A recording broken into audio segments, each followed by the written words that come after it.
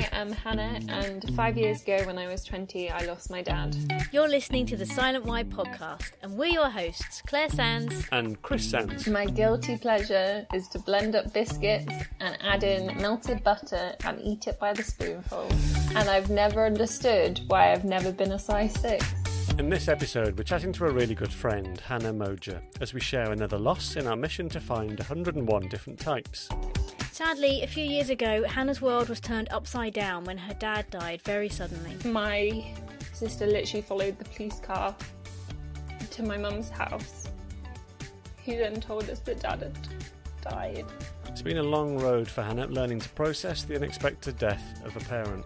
We asked if she'd be willing to share something of this for our podcast, and she agreed. I didn't feel like it was happening to me. I felt like I was observing it happen to someone else. I think is probably the best way to explain it. Amazingly, through her grief, Hannah has found a new appreciation for life and how she views time with family and those around her. I just think you can die tomorrow. Don't leave anything unsaid. Don't hold grudges. All of that cliche stuff. Just take some appreciation for every time you open your eyes. So, to the chat, we kicked off by asking her where she's living and what she does with herself during the week.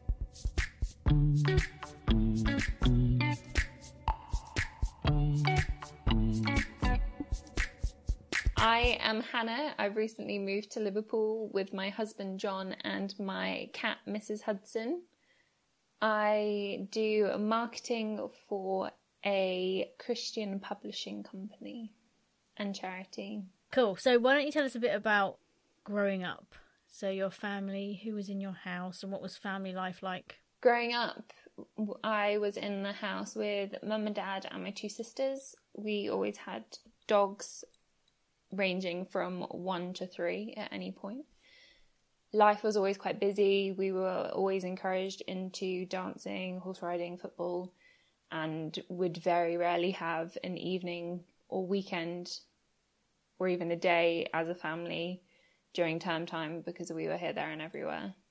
It was a good childhood. My parents very much devoted their lives to us and did everything they could to give us the opportunities they never had. We were always encouraged to try everything and discouraged from giving anything up too quickly, which is definitely something that I am thankful for. So I'm wondering why you switched to a cat when you had your own house. Because dogs are too much commitment. I'd love a dog. I would much rather have a dog, but we don't live a lifestyle that would be fair to a dog. And it's so much easier asking a neighbour to pop in once a day to feed the cat for a long weekend than try and work out logistics with a dog and having it walked and everything. It's too much, but I can still steal mums from occasion. Did you have any particular dreams for when you were older, when you were a child? Was there anything particular you really wanted to do or achieve later on? What sort of child were you? No. I was always the bored kid at school. Like I all the way through primary school, I picked up work very easily and never had to work hard at school. Everything just kind of came to me until kind of year 11 when exams mattered, and that kind of scared me. But there was nothing really ever that I wanted to do or... No, I thought I might want to be a teacher at one point, but I'd never really had aspirations. I think probably down to my parents. They were never career focused. My mum gave up work when she got pregnant with my eldest sister and never went back to work until that sister started university. And my dad always kept work very separate from home life, and it was I go to work to pay the bills, not to do anything else. So I don't think we were ever really career minded or like focused on that. Which I've never thought about before. It's interesting, you sound like you were quite content. The like, looking back now, on my dad's salary, mum never working and 3 kids, and all the extracurricular stuff that we used to do, money must have been tight. But we never knew that and never wanted for anything. It used to annoy me that my friends would go to Greece on holiday in Florida and we'd go to, like, Devon for a week in a caravan. But other than that, we were so busy and we were always doing things that we never really noticed any different, really. I'm wondering how, before we move on to a subject that was quite life-defining, how dramatic was childhood? How familiar were you with drama within the family unit? We are strong women in my family. Something that I've very much had to work on over the last few years, to not be as strong as I've been brought up to be. Like, 3 sisters, we would very much shout and scream at each other, say unspeakable things to each other, and then 2 minutes later be on the sofa watching telly. And that was very normal. My dad was a lot more passive and just waited for mum to stop or, like, calm down, which John does, which is the most infuriating thing when you're angry at someone and they just don't give you anything back. But yeah, it was explosive, but for short periods, and then we were fine, which I think is quite typical of a lot of families. Did you scrap much? Was there physical violence between these strong women in your house, or is it mostly just verbal? Mostly verbal. Natalie was very good. If I laugh, my muscles go to mush. I can't do anything. So my sister would, if I annoyed my sister, she'd make me laugh and then chase me up the stairs and grab my leg and pull me down, because I just have no strength to get away from her. And then she'd, like, not badly, but like as siblings do, but she'd always make me laugh. And as soon as she'd make me laugh, I knew I was done for. It's so annoying. It's a quick way to diffuse any sort of argument, isn't it? Yeah. I'm just going to make you laugh, and then that's it. Jelly body, you're going down. So had you experienced much loss growing up at all? My granddad died when I was 10. He had dementia for 4 or 5 years before, and then he had a stroke. He was 74 when he died, and when I was 10, I was like, oh, he's an old man. Like, that's old. Whereas John's dad is now, I think he's now 73. And the fact that that was my granddad already in a home with dementia is just crazy to me, how being that bit older, 74 is so young.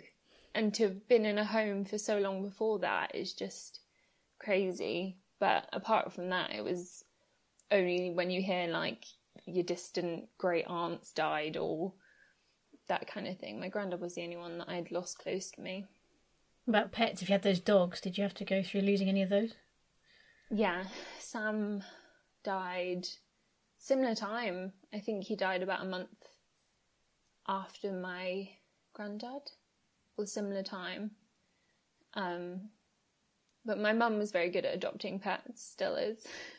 So she said no more dogs ever again, and then within a year we had Max rock up at our home with no warning to anyone else. She just went and saw him and fell in love and then brought him home the same day. I had an auntie like that. She used to have a horse in the kitchen. How big was the kitchen? She had this little well, she had quite a small kitchen, but she also had this little horse called, I think it was called Smarty. And she'd just rehomed him, and he'd come into the kitchen and eat, like, chunks of apple off the work surface. Not like in whole animal inside the kitchen. Yeah, I've got a photo somewhere of Smarty inside the kitchen. Just right in the kitchen there. Eating apples. I mean, not many people have a kitchen the size that could actually hold a horse. This is when she lived in the shack. Was it like a tiny pony, like a Shetland? Yeah, quite a small... No, it wasn't a Shetland, it was a pony. Okay. But, yeah, he used to come in the kitchen. I digress. Okay, if you think about the months leading up to the time when you lost your dad, do you remember much about what life was like then as a contrast to what it was like after? What was happening in your life? So it was quite weird, really, because I had a friend at university, still a very close friend, who his dad had a incurable illness from when he was quite young. He'd had it for about 10 years. And very long story short, his dad was an alcoholic, his granddad was an alcoholic. So because of that, his dad decided to never drink or smoke ever, and to like treat his body as best as he possibly could. And when he was about 40, he found out that he had this genetic disease that was as if he'd been smoking 50 fags a day. And had he not been as healthy as he was, he would have died a lot younger. But he suffered with this and went downhill for about 10 years. So throughout the first 2 years of uni, I was with my friend through countless phone calls where he had to rush back to Ireland to say goodbye to his dad, or is this going to be the last time I see my dad? His dad died in January, which was absolutely heartbreaking. But I think that kind of hit of reality made me stop spending as much time with my boyfriend, now husband, John, and was a lot more conscious about spending time with my family. Particularly my dad, funnily enough, how things work out, because my mum would work evenings. So when the other sister had moved out, so evenings I spent a lot cuddled up watching rubbish on telly with Dad.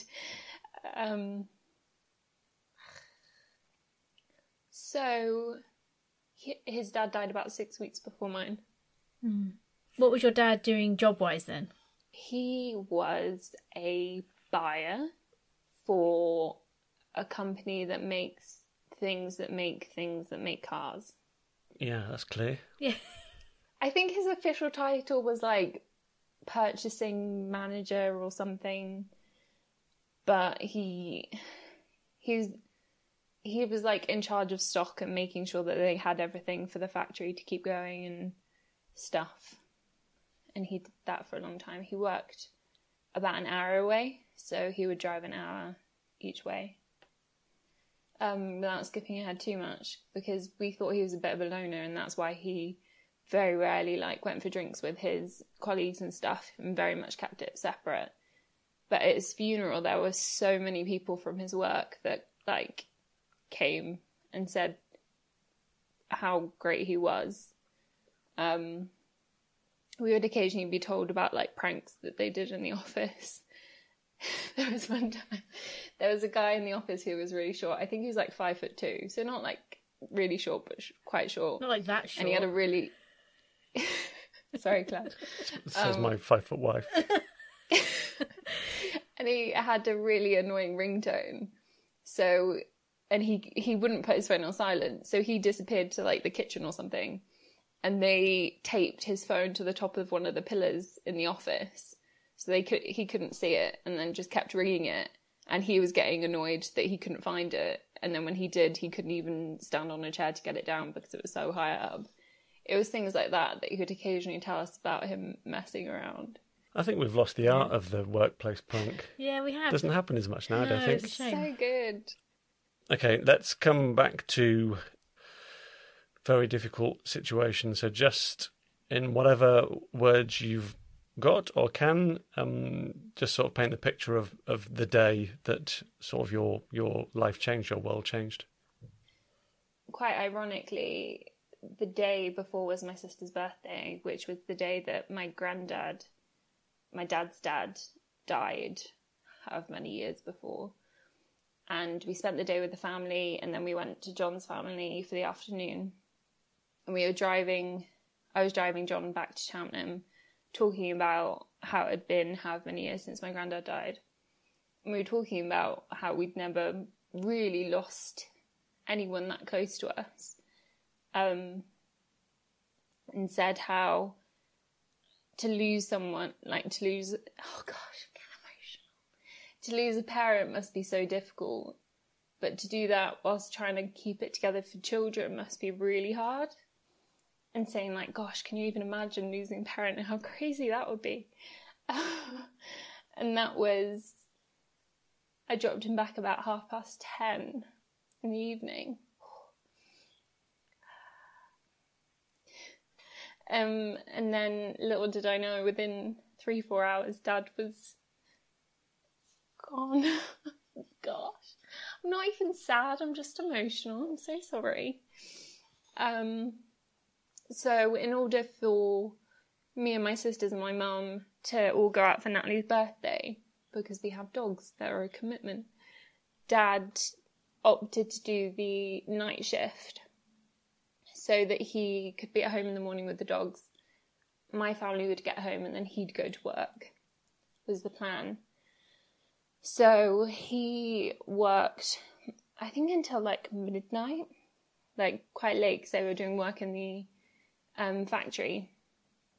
And then he said he was going to come home and then go back into work the next day for like 8 a.m, something like that. So he literally have like 6 hours at home and then go straight out. And my mum was like, don't be ridiculous, you can't do that. And he was like, he used to speak like that.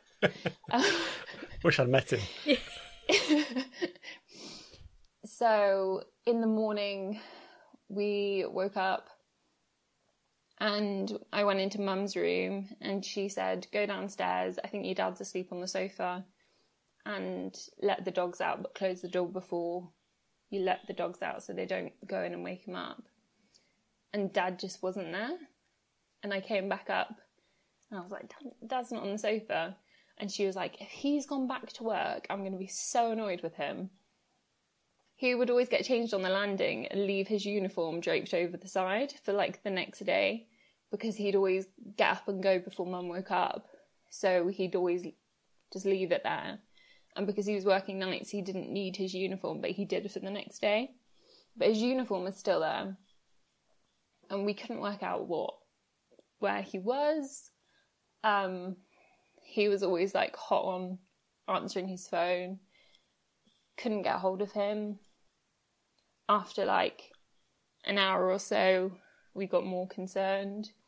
Got in touch with the police to see if he'd been in an accident or anything. Calling work, they didn't know where he was. As it was, my mum was like, I think we all need to be together. So me, my sister and my mum were at home anyway. My other sister was at work in Gloucester. But my mum was like, we need to all be here. Charlotte left work and picked up my nan on the way through. And my sister literally followed the police car to my mum's house. He then told us that Dad had died. What do you remember about that point? It was like a film. Like, my mum just started screaming at the police officer. I remember being so embarrassed, which is so ridiculous. Like, it's so ridiculous, but she was just like screaming at the police officer, like, you're lying, it's not true. My nan got up straight away and started cleaning the kitchen because she just needed to, like, not be there. It was just really weird. It was just really weird. Like, we were being told something, but it didn't feel like that could be right. Yeah. Do you remember where you were? Were you sat down? Were you stood? Yeah, we were all in the lounge. Because even though the police, like, we all came outside to meet my sister on the driveway as they turned up, they were like, get in the house. And we were like, Mum was like, what's happened? And they were like, go in the house. So, it's just when you're trying to comprehend what someone's saying, but also just can't fathom that it's happened. It was a very strange thing. I felt like I wasn't really there and that I was just watching this happen to them, and I felt like I was just analysing the situation, being like, Nan, why are you cleaning the kitchen? What are you doing? And I didn't feel like it was happening to me. I felt like I was observing it happen to someone else. I think is probably the best way to explain it. How did you find out what it was specifically that had happened?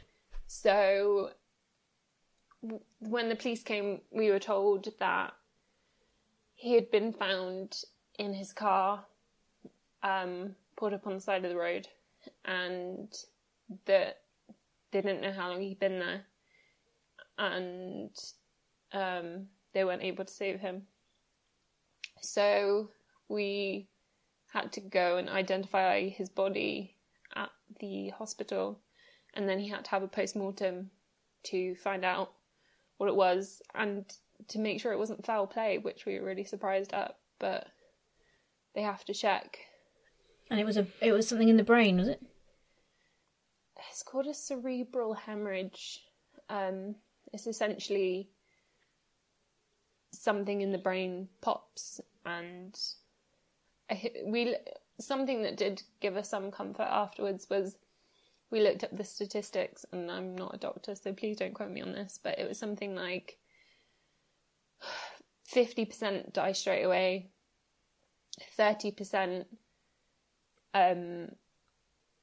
live but are able to do absolutely nothing for themselves afterwards, and they are very much paralysed and not able to do anything. And then 20% will live for a bit and then die after a few months. And 1% are able to make any form of recovery, basically. So we were glad that he didn't suffer from it and did go quickly. Yeah, and I think the doctors that we spoke to said he would have had so little warning that it was happening that it's amazing that he was able to pull over his car. And the road that he would have been on, the speed limit was 70, so let us be honest, he was going 85. He was a quick driver, but the fact that he was able to pull over and turn off his car and not cause damage or harm to anyone else was a miracle as it was, and I think I took peace in things like that shouldn't have happened, that ended up being better than it was, if that makes sense. Yeah, I'm wondering, so much of what you describe is like seeing it through the family's eyes. So we're sort of sharing this experience with you on behalf of the family, I think, because there's obviously a very close bond with your sisters, with your mum, with your dad. What was it like? What do you remember about those first few days or weeks when you were alone, and it was overnight, or you just had time on your own? And what was the processing of it just for you personally, away from your family? My processing was horrendous. I had a group meeting at uni for a module that afternoon at 3:00, and I remember it so clearly. I literally put on the group chat, I'm so sorry I'm not going to make the meeting today. My dad died this morning. And I felt so bad about missing this group meeting. And it was one of those modules where you can mark people down depending on their contribution to the work. And I was like, they're going to mark me down with this. This is going to affect my degree. This is so unfair. And they were like, obviously, because they're not horrendous people, they were like, don't be silly. It's absolutely fine. I hope you're okay. And I was like, they're going to mark me down. Which is so ridiculous. And I ended up, I think he died on Thursday. And I was back in lectures on the Monday. Which, on hindsight, is stupid. It's so ridiculous. But I think I just went into a lot of denial and just got to get on with it, got to get uni done, life doesn't stop here, kind of. How different would it have been if you were at a university that was, a good distance away from home, like 2 or 3 hours drive? How different might that have been? I probably wouldn't have gone back as soon. I kind of felt like I had no excuse not to be there. Like, if I wasn't going to be there, then what else would I be doing? Whereas, if it were further away and I would have had to leave my family properly to go back, I think I wouldn't have gone back as soon. Yeah. How long do you think, for you personally, not thinking about, say, the rest of the family, but for you, how long do you reckon it took before you came to terms with what had happened? I started going to a therapist in the January after he died, or December, so nearly a year after. That helped me so much. I think, even though I knew he wasn't coming back, I didn't process it. I just went, I'm getting sad about this, push it away, carry on, and then never took the time. I think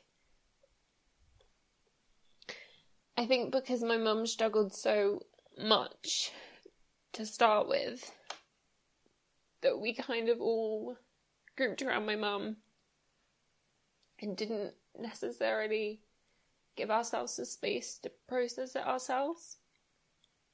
I think to add to that as well, there's a double sadness there, because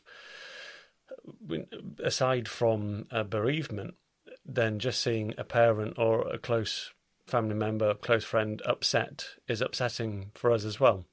So you are processing what happened with your dad, and you are having to witness and experience your mum being devastated as well, which is hugely upsetting. So there's sort of two levels of sadness just in that one situation. And like, the year that he died was their 30th wedding anniversary, would have been. And they were always going to go for a safari. But they agreed that they'd do the safari once we'd all moved out.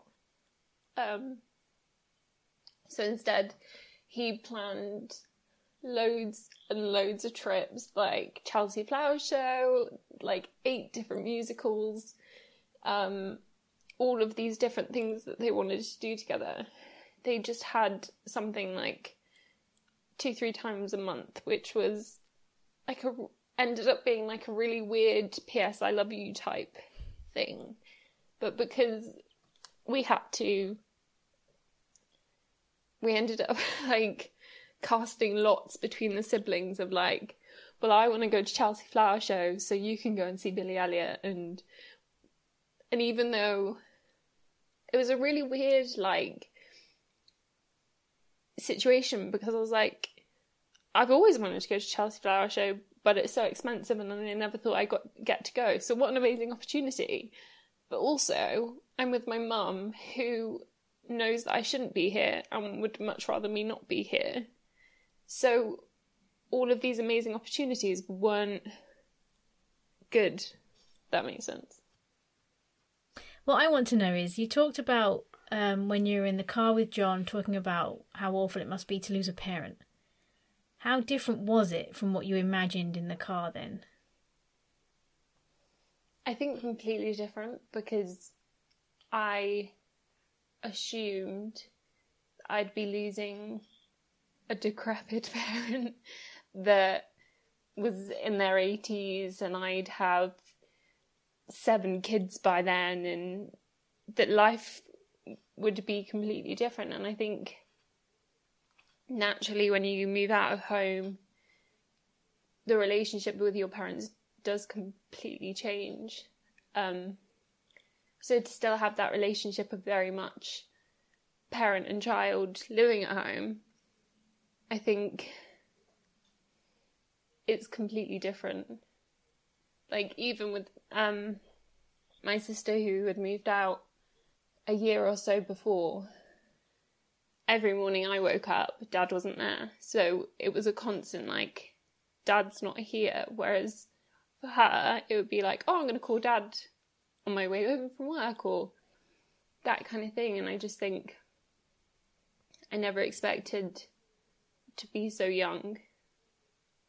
I know a lot of people lose them a lot younger, but the go-to is I'm going to be 50, my parents are going to be 80, that kind of thing.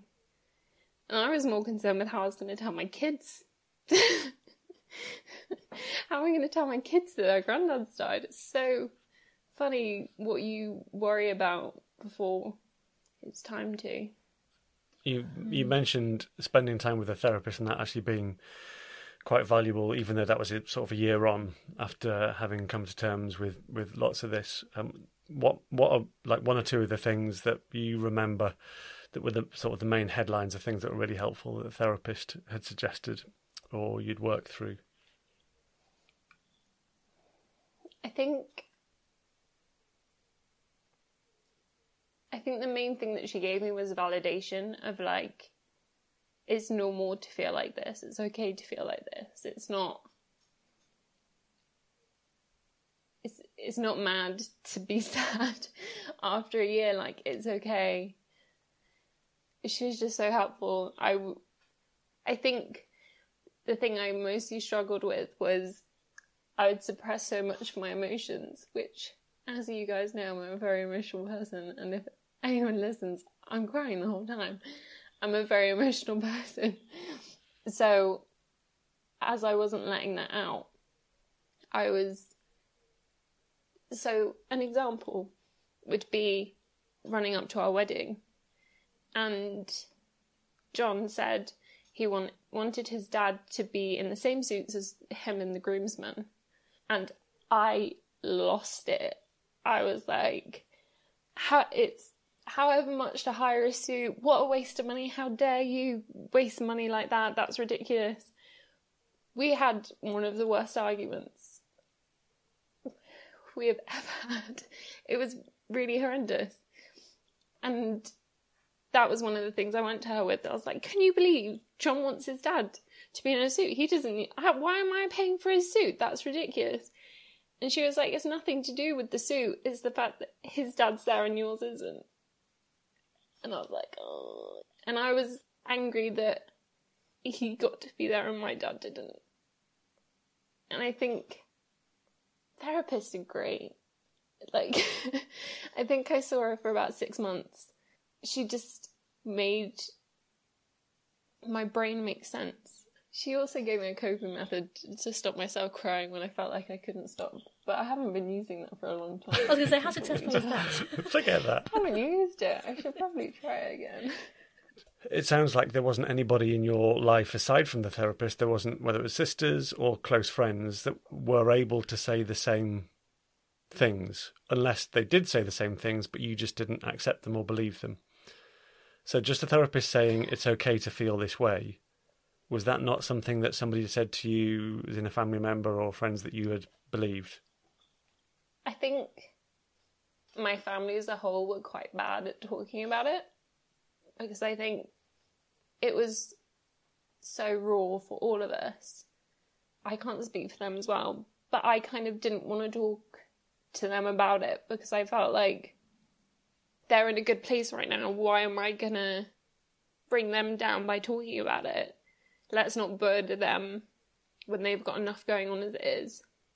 And then with like John and friends who hadn't been through anything like that, if they said anything, I was like, well, you don't know. Like, you don't have a clue what you're on about. Why are you telling me that it's normal to feel like this, or it's good to cry? I'm like, go away. I think it would annoy me that they didn't know how I felt. But also I didn't want to go to people who did, because I didn't want to burden them. If someone said to you, what was the worst bit about losing your dad? Because obviously there's a lot of bad stuff. Is there one particular thing that was the hardest? I think I wasn't a bad teenager, but I wasn't great. I was definitely like the most difficult of my siblings, and I hold the title of being the only person to ever make my dad really lose his temper. Like, he was such a chilled person, and my mum would really push his buttons and he would give her nothing. Like, he was just, walk away, doesn't matter, I'll come back when you've calmed down. I knew exactly how to wind him up and then run away. But I think because I was always so testing of him, I think I feel guilty that, like, I'm a pretty alright person now. I'm far less annoying than I used to be. I'm really proud of where I am now. My dad was a very good saver. He used to save our money for us. I would scream and shout at him numerous times because he'd take our wages and give us an allowance out of our wages because he knew we'd waste all of it, and it used to kill me. And I would call him a thief. I'd say that he was stealing my money. The amount of times I screamed at him for stealing my money. And then when he died and I got access to my bank account and I was like, I have a deposit for a house here at 21 because he saved my money since I was born. Like, even £10 checks from your auntie and uncle for your birthday, don't even think about it, it's going in savings. Like, he was amazing, and I never got to thank him for doing that. I only had a go at him for doing that. And that really kills me. Because he did such a good job, and I just had to go at him for it. I'd work at Tesco's, I get £40 a week, unless I did overtime, which in the summer holidays I would rinse overtime. Like, I was doing so many hours, and I'd maybe get like £10 a week to spend. The rest would not exist. So when my friends were like, oh, I've just bought a new handbag from River Island, I'd be like, well, I've done 45 hours this week and I've got £20. Brilliant. I love it. What a strategy. It was so annoying. But the fact that I bought a house at 21 is amazing, and I 100% would not have been able to do that. Did you ever ask why? Why did it happen? Why me? Why now? I don't think I did. I think with my granddad being, he had Alzheimer's, and my dad's biggest fear ever since my granddad had Alzheimer's was that he was going to have Alzheimer's and that he was going to become a burden to us and not remember us. And I think that was such a fear for him that there was always that bit of me that was thankful that he didn't go that way. I don't think I ever asked why. I don't think I ever understood why. I just didn't ask. I don't know. Do you feel like how you look at it has changed over time? Do you look back at it differently now to... I mean, how long ago was it now? 5 years. So do you look back and see it differently now to 2 years ago? Is it changing? I think it's a difficult one. Because even though I feel robbed of the years I didn't have, whenever I see people suffering, I'm very thankful that he didn't have that. And to be perfectly honest, I hope I go like that one day. Like, it's so much easier for the person that they wouldn't have to suffer. We take, like, the family took the suffering almost. I think it's a great way to go, if you can. One of the things that we want to do with this podcast is to explore and examine whether you can find some good in every type of grief, in every type of loss, if that's even possible. So on reflection, however big or small, what might be some of the good that you can sort of look back in that 5 years and think, well, this has come out of it, if there is any? I think I'm a lot more grateful for who I have in my life. and I try and be a lot more positive and try and see the positive in each situation. And instead of going, my dad's a horrible person because he is stealing all of my money, I can go, well, he's not stealing my money, so what is he doing and why is he doing that? And just trying, especially with my mum, of, okay, so she's doing this, why is she doing this? And trying to understand her better rather than turning to annoyance or getting annoyed. And I think also, as cliche as it sounds, like, we could literally die any day. Like, we are not guaranteed to wake up tomorrow at all. Why wait to do anything if you don't have to? I think me and John were so keen to get married against many people's guidance because we knew we wanted to get married and we weren't guaranteed to live for another 5 years to get married in 5 years' time when we knew for definite that we were definitely going to get married. And it's just trying to make the most of the time we've got so that you don't want a boring funeral, do you? Where they're like, oh, they don't really do anything. Or they kept saying they were going to go to Canada. So do you think you're a different person because of it? I think so. Do you think you would have grown up to be a different person if it hadn't have happened to you? I think so, and I think I'm also a lot more conscious of, like, touching base with my family because they might not also be there, and my intention was very much to graduate and move a million miles away. Like, I was looking in my final year of uni of going to China to teach English, and that just wasn't an option once Dad wasn't around. And it's just that kind of thing where I think I've kind of realised that I'm not the only person that matters, and that family is probably more important than I realised when I was 18, 19. So if you could go back and say something to yourself just before it happened or just after to help you through it, what would you say? I honestly don't know. Be like, get a therapist earlier.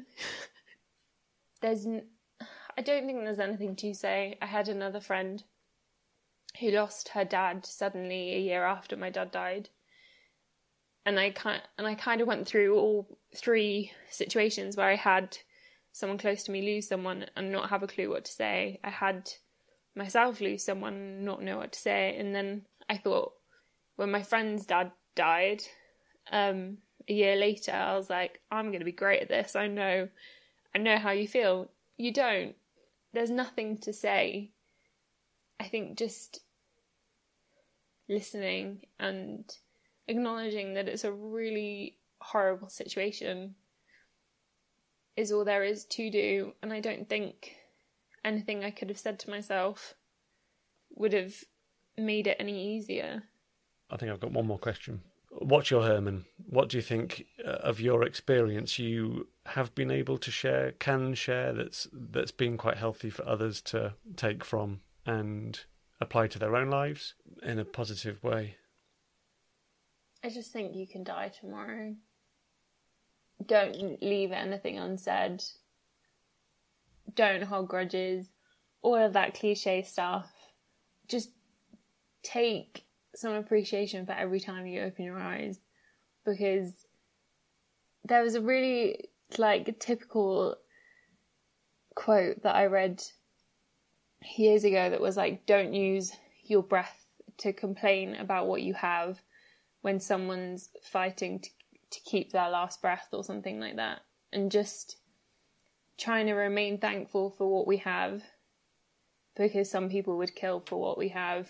And in the same situation of, yes, I lost my dad at 20, but I've got friends who have never had a father figure, who have had a dad but not really, and even though I was young, I had a flipping good dad who would do anything for me.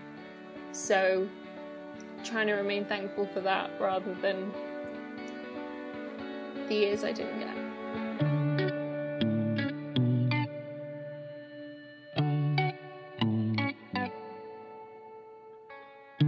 Remaining thankful, living in the moment, appreciating those around you and why they might be acting like they do. Such powerful lessons to learn so early in life. Thank you, Hannah, for sharing what's still a relatively fresh loss and for inspiring us with what you've taken from your journey so far. Hannah actually added another member to her cat family, and they've now got Miss Eric, named in memory of John's granddad who recently passed away. Have you read Claire's weekly blog yet? It's based on her reflections on loss and grief, and it's on our website, thesilentwhy.com. We felt it was only right to end today's episode with the quote that Hannah mentioned, although I couldn't find who to attribute it to, and if you listen to my Why episodes, you'll know that drives me up the wall. So anyway, we'll just have to say it's unknown for now. As you waste your breath complaining about life, someone out there is breathing their last. Appreciate what you have. Be thankful and stop complaining. Live more and complain less. Have more smiles and less stress.